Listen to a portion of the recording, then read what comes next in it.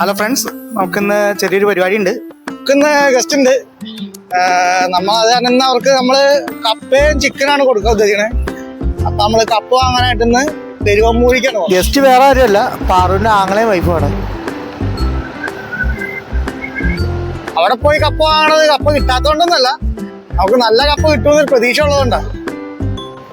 ഏതാടി അതല്ലേ ആദ്യം കണ്ടു. സ്ഥിരം കപ്പയാണ്. കപ്പ വേവണ കപ്പയാണ് കേട്ടോ. ഉറപ്പാണോ?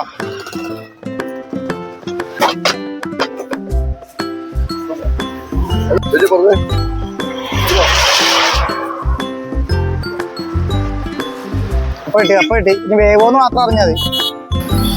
ഇനി അടുത്തത് നമുക്ക് കപ്പടി വാങ്ങണോ മാറും. അല്ല, അതായത് ആ കപ്പ വെന്തില്ലെങ്കിൽ ഈ കപ്പയെങ്കിലും ഉപയോഗിക്കാതെ ഓർത്തിട്ട് കപ്പ ഒരു 2 കിലോ കൂടി വാങ്ങാം. വെന്തില്ലെങ്കിലും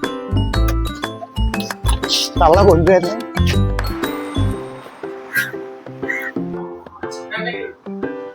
സൂപ്പർ.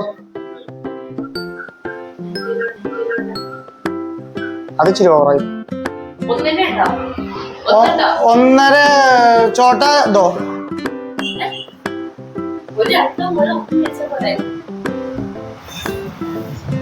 അതും മതിയാകുന്നു. എനിക്ക് കാണാൻ വയ്യേ. അങ്ങനെ നമ്മള് വീട്ടിൽ വന്നു. ഇനി സാധനം എത്തിച്ചെടുക്കുക എന്നുള്ള നമ്മുടെ പരിപാടി കഴിഞ്ഞ് ഇനി പാറുവിന്റെയും അമ്മയുടെയൊക്കെയാണ് ബാക്കി പരിപാടി. കപ്പ കിട്ടിയപ്പോ തന്നെ അമ്മാവ അതിന്റെ ആദ്യമുള്ള പണി ഏറ്റെടുത്ത്. പിന്നെ അതിന്റെ ഇടയിൽ കൂടി അവള് പഴംപൊരി എന്തോ ഉണ്ടാക്കാനുള്ള പരിപാടിയിലാണ്. അപ്പൊ അതേ പഴംപൊരി റെഡി ആയിട്ടുണ്ട്. പഴംപൊരിയും ചായയും റെഡി ആയിട്ടുണ്ട്. അപ്പോഴേക്ക് നമ്മുടെ ഗസ്റ്റൊക്കെ വന്നിട്ടുണ്ട്.